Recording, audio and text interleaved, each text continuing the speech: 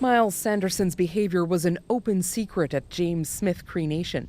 Myles had a history of violence and possibly substance abuse.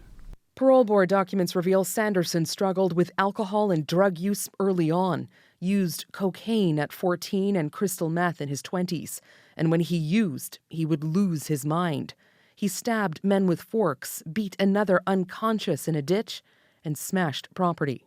And after serving 2/3 of his sentence, he was eligible for statutory release, meaning he could return to the community with conditions. The data show that in over 98% of cases over the past 5 years, statutory release is completed without a new violent offense during that time period.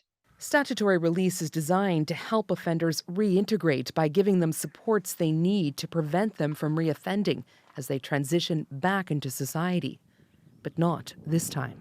Of course, people want to know, how did this happen and what do we need to change about our system in order to make sure it doesn't happen again? In February, after Sanderson got into trouble for breaking release rules, the board decided to give him another chance, ruling it is the board's opinion that you will not present an undue risk to society. Within months, he breached conditions yet again and was at large.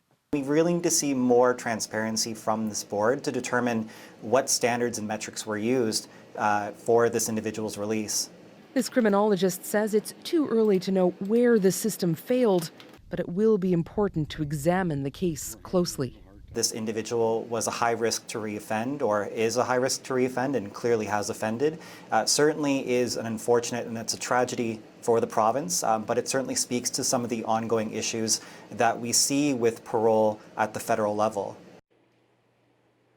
And Katie, it looks like those issues are already getting some federal attention tonight.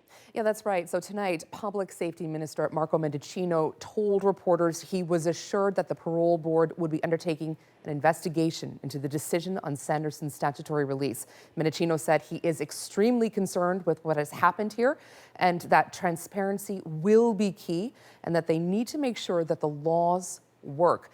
But that right now, his focus is on the trauma of the families. Adrienne? Indeed. Thank you. Katie Nicholson in Toronto.